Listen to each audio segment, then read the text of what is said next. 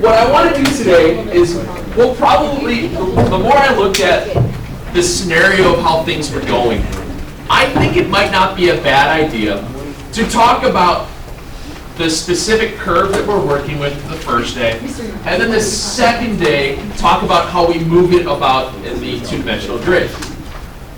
So what I want to look at today is just shifting parabolas. In section 10.6 in the book where I'm getting this material from, it talks about shifting out ellipses, circles, hyperbolas, and all that. There's a lot going on in that in this chapter, or in this section, excuse me. We're just going to specifically look at one type. So with shifting parabolas, we're going to reintroduce a horizontal and a vertical shift, which means, what do you think we're going to have? Circle. H and K. What? You were this close. I don't even know what to say about that. So you get two formulas. You get two basic formulas for the shifted parabolas. What you're doing is you're introducing an h and a k to the x or the y value.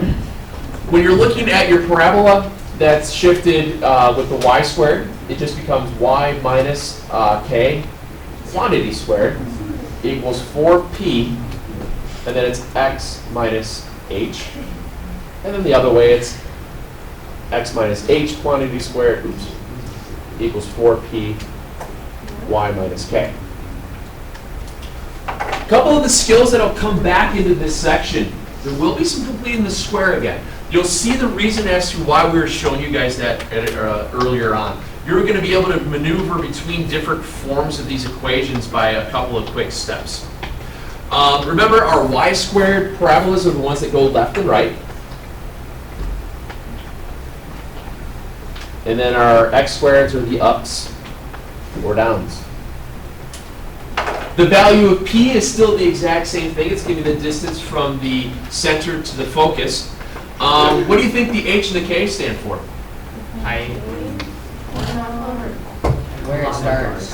Where it starts. Your h and k for these things, your h and the k is your vertex for both of them.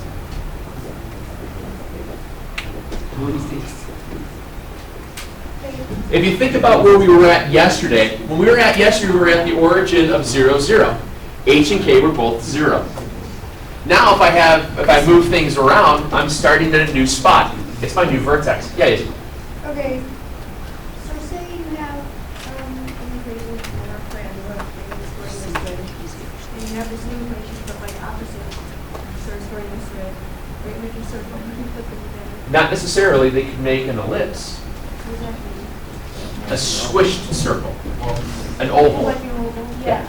Okay. It's possible to have something like that. And we'll worry about that later. Okay. So let me show you an example of how this works. What I have here is we're going to graph and identify all the parts out of this equation. This is a shifted parabola. This parabola has the equation of quantity x minus 3 squared equals 4 times the quantity y minus 2.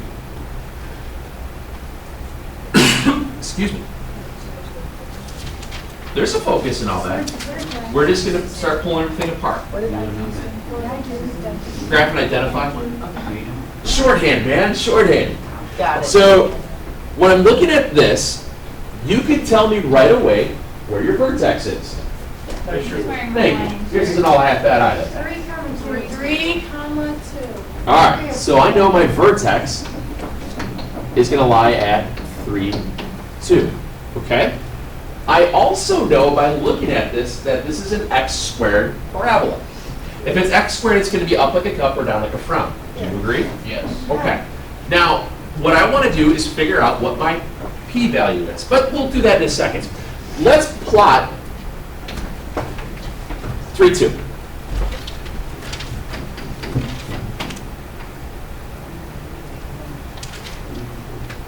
You okay with that?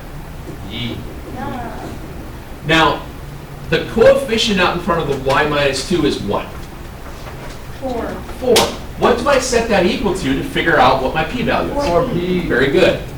So what I'm doing here is taking this value, and I'm going to set that equal to 4p. Now, Granted, right now, it's oversimplified because P is equal to what? One. It's 1. I'm trying to show you how this process is going to work no matter what that value is.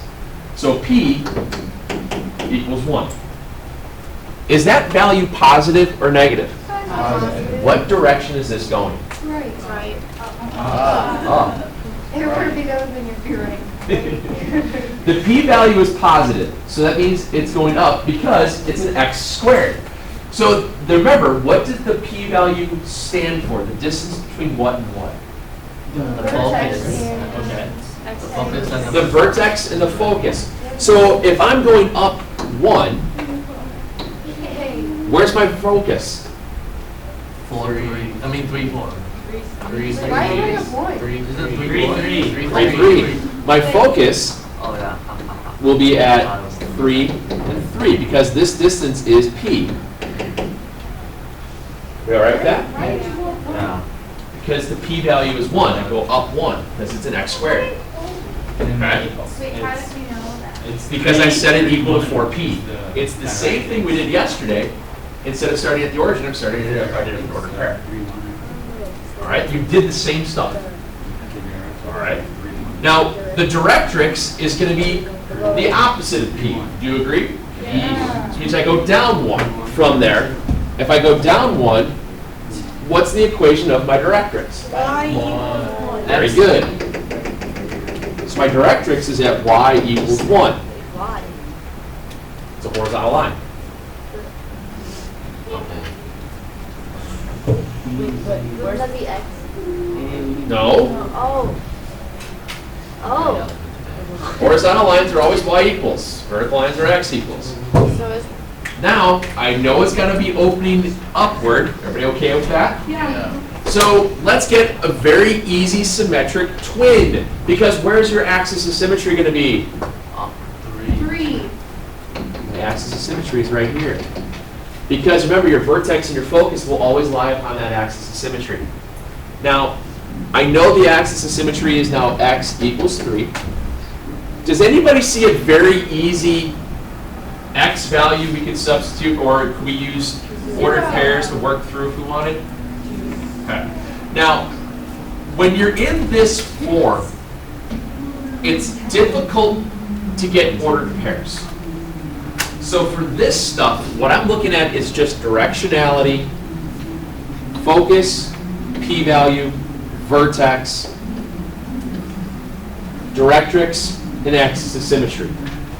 I know it's got to do this. Okay, I know it has to look like that.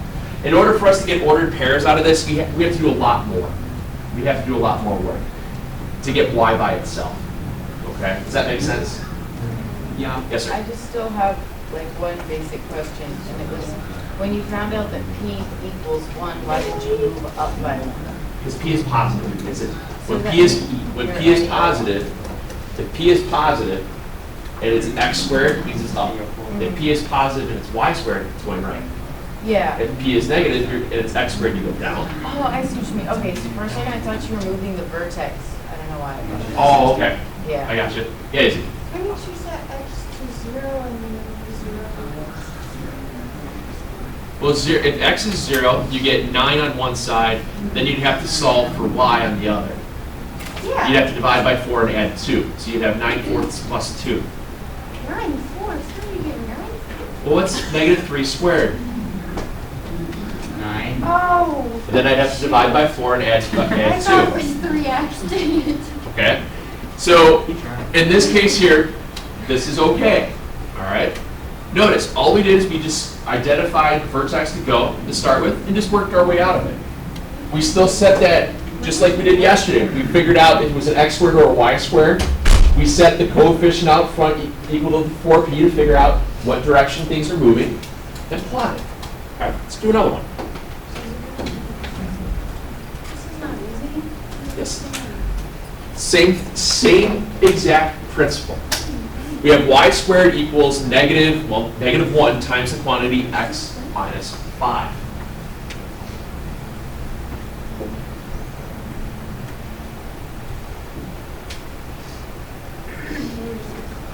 Is this an x squared or a y squared parabola? It's a y squared. The reason we know that is it says y squared. Okay?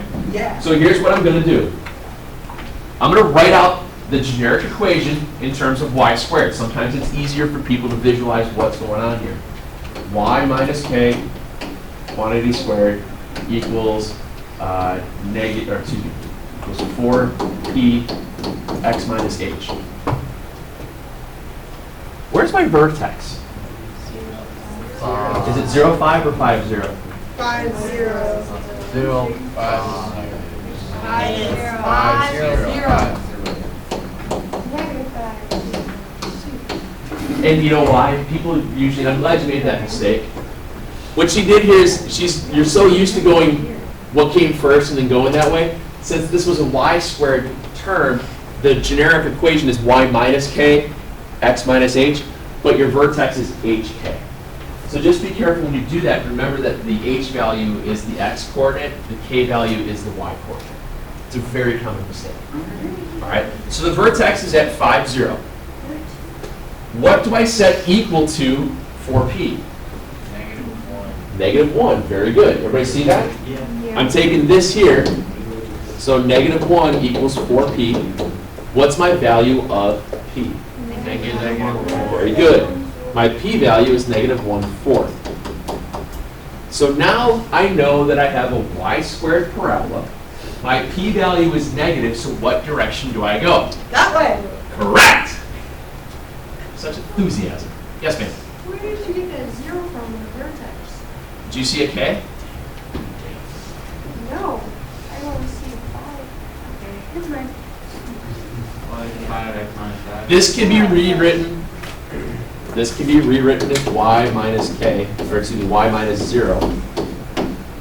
Means the same thing. Okay. So my p value is negative 1/4, and as we were told so ever so enthusiastically that it's opening that way, which was left. We're correct.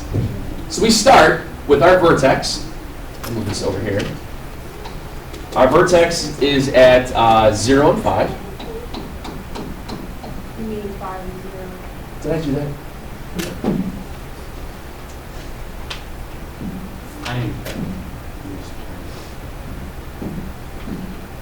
Our vertex is at 5, 0. You can turn your paper sideways. The p-value is negative 1/4. What is the coordinate that is negative 1/4 to the left of 5, 0? 4 3/4. Is that okay to write it like that? I mean, I don't like mixed numbers, but in this instance, it's a very easy one to write out. Is that okay? So my focus then, and this is kind of weird because it's kind of off a little bit. My focus would be at 4 3/4. And what's the y value on my focus? 0. 0. Where's my directrix?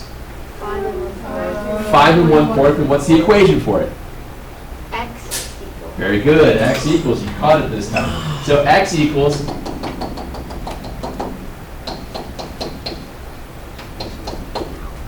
Okay. And we know it's got to be opening up to the left. Oh, where was my axis of symmetry real fast? 5. 0. What's the equation for it? Very good. My axis of symmetry is at my AOS. We'll write that. AOS is at y equals 0. Okay? And I know it's opening left, so I can just kind of do this for now. Okay?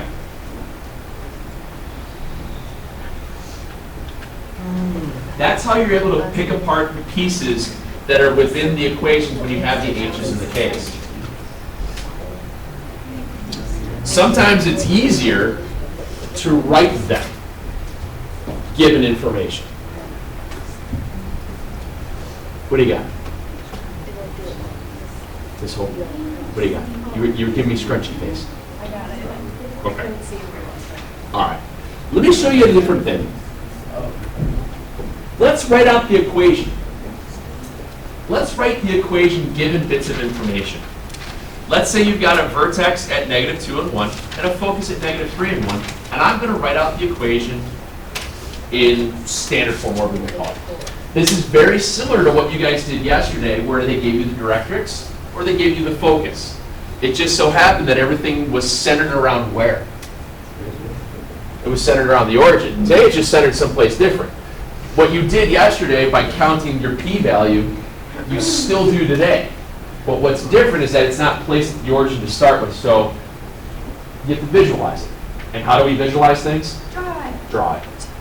So what I want to do is plot where -2 and 1 is.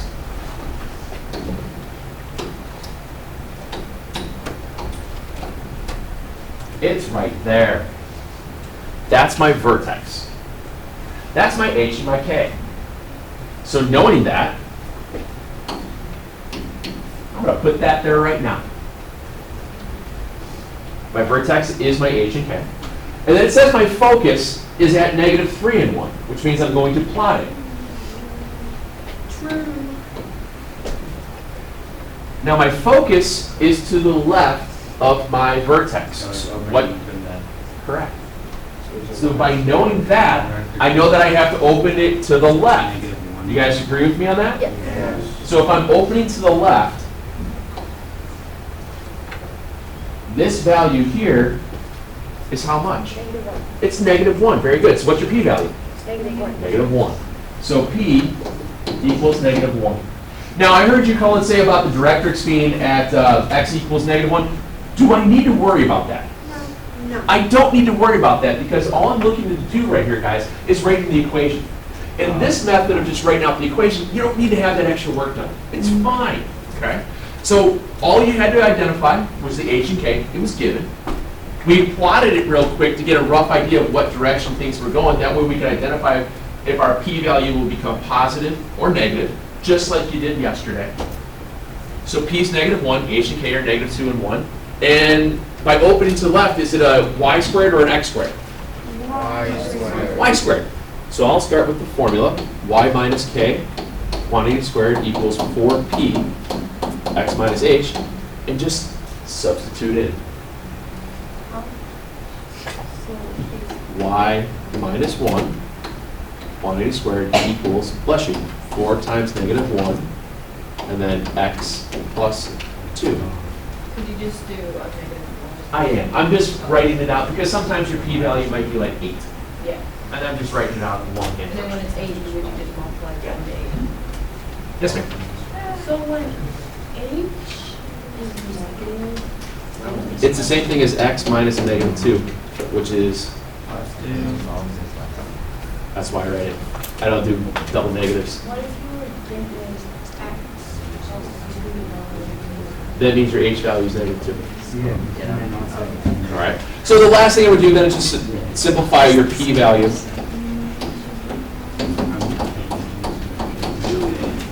Okay? You do one. Do that one. Do that one. You've got a vertex at 3, -2, and a focus at 3, -4.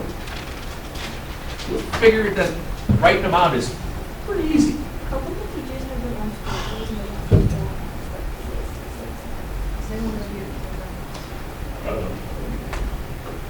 So like what's tomorrow's Isn't it like Generation Day? Yeah. What for the t-shirt? I think it's college t-shirt. Like where you went? Yeah. Where did you go? I went to college. Called it. Oh, that's easy. Wait, did you live here before you went there? No, I lived in Cary, Illinois. So then I went to school out here. I went to school out here. I wound up student teaching here. I wanted to get a job here, so it worked out well. where'd you go? Mr. Holland, this was 10 years ago. I'm sorry. I'm sorry. Did he retire? He retired 2 years ago, I believe. 3 years.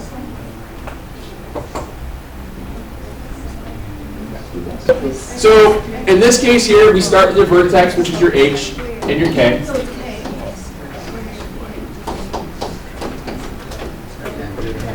And the focus is at 3, -4. So what direction is this moving? Down. Downward. So is this an x squared or a y squared? What's your value of p? I just count. I just count. You'll be surprised that you're not going to have to worry about a lot of crazy values between focus and the vertex. The worst thing might happen, you might get a half z, but it's really not all that bad. So now if p is -2, see, it's x minus h quantity squared.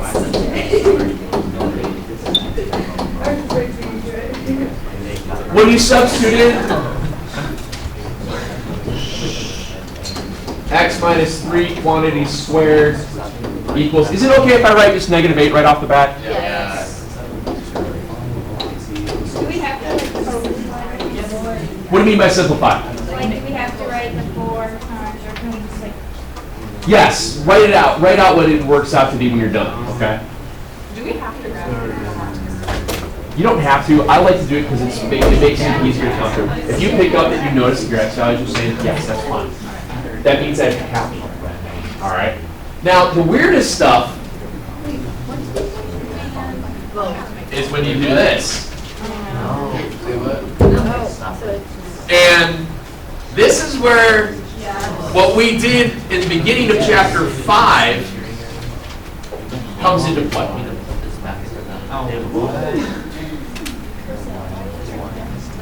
I want to get this to look like our generic form for a parabola, an x squared or y squared parabola. And when I'm looking at this, you could probably tell me right off the bat if it's going to be an x squared or a y squared. It's not probably x squared. It's probably x squared, and you're probably right. And why do you think that? Because there's only an x squared. Very good. Now, there will be, and that'll be hyperbolas or ellipses, and we'll talk about that when we get to it. Now, in this case, here's what you're going to want to do.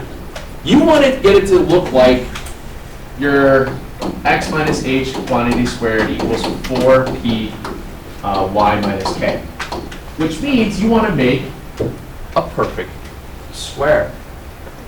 So you want to complete the square. Here's what happens. I want you to move everything to the other side that is not an x or an x squared. You get x squared plus 2x. I'm going to put a blank in here, equals 4y minus 5 blank. What I'm doing here is I'm keeping this balanced by just moving things to both sides, and now I'm going to complete the square. Half of b and square it, add it to both sides. What's half of 2? 1 squared is 2. So I'm going to add 1 to both sides. What becomes my perfect square? I don't have, well, when I factor that out, what becomes my term then? It's that x plus 1 quantity squared equals 4y minus 4. So my x squared part is ready to go. What do I have to do to the other side? No. Very good. Factor out the 4. Very, very good. I want to make this, remember, I want to make it look like this. Right now I'm at the x plus 1 quantity squared. Here is if to factor out the 4. And you're right. He's going to equal. He's going to equal 1 in this case. Yes, ma'am. Is there ever going to be like a case where it's not that simple, like it's not like you can't take off It might be a fraction. I don't think to start with everything's that bad. I'm pretty sure for the most part these work clean. Okay? This, like I was saying last week, this is that practical application of doing the completing the square stuff. What we're going to do with something like this, after you get this far, then I'll ask you to graph it like you did earlier and identify those parts. Okay? I know we're running short. I'm going to give you a few of these to try.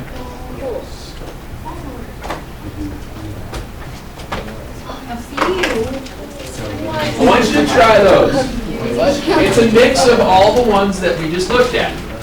There's a few graphs. There's a few write the equation. And there's a couple where you have to complete the square.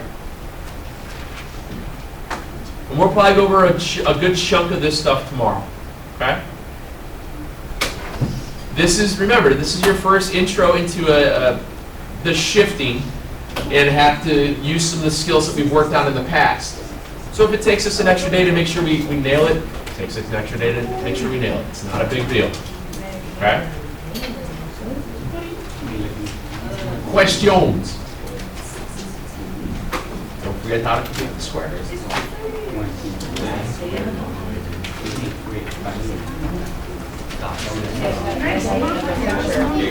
Nice.